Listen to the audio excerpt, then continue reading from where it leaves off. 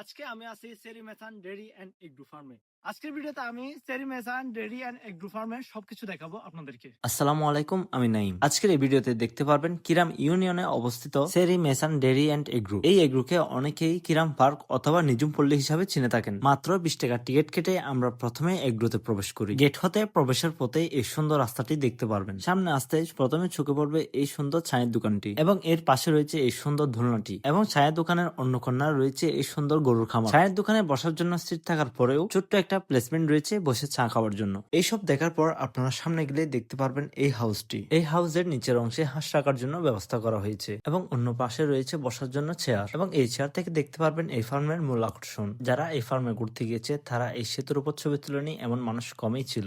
এটি হচ্ছে এই ফার্মের মূল আকর্ষণ, যেখানে সবাই ছবি তুলতে অনেক ব্যস্ত থাকে। এবং এই ফার্মের মূল আকর্ষণ হচ্ছে এই টাওয়ারটি। তবে মনে রাখবেন, 5 জনের বেশি কিন্তু এই টাওয়ার উঠবেন না। চলুন এখন আপনাদেরকে দেখে দিই টাওয়ারের উপরে উঠে কিরকম ভিউ পাওয়া যায়। আর বর্তমানে আমি ওয়াচ টাওয়ারের উপরে আছি, আর এখান থেকে আপনাদেরকে আমি চারপাশটা দেখানোর চেষ্টা করব। এই যে এই ফার্মের মূল আকর্ষণ হচ্ছে এটি। আর এটা হচ্ছে বড়ে বাগান, ড্রাগন বাগান, আম বাগান, ওই যে একটু আগে দেখছিলাম আমরা তাল গাছ। আর এটা হচ্ছে মালটা বাগান, এখানে কলা, অনেক কিছু এভাবে আছে সাজানো গুছানো। তবে এই গাছটা কিসের আসলে আমার জানা নাই। চলেন এখন আমি আপনাদেরকে নিয়ে যাই এইসব ফল বাগানে। তবে সবার জন্য ফল বাগানে যাওয়া নিষেধ রয়েছে। এভাবে আরো নিষেধাজ্ঞা রয়েছে এই এগ্রোতে। এবং বাগানে যাওয়ার পথও বেশ চমৎকার। তাল গাছগুলোতে ঝুলিয়ে রেখেছে পাখির বাসা। প্রথমেই আপনাদের চোখে পড়বে আম বাগান। আমের গাছগুলোতে খুব সুন্দর মুকুল এসেছে এবার। মাশাআল্লাহ, এই এগ্রোতে আছে ড্রাগন ফলের গাছ। ইনশাআল্লাহ কোনো এক সময় আমরা এই এগ্রো হতে ড্রাগন ফল নিয়ে যেতে পারবো। আমার ভিডিও দেখে আপনারা এখানে আসলে আপনাদের কাছে একটা রিকোয়েস্ট, আপনারা এখানে অযথায় কোনো কিছুর উপর হাত দিবেন না।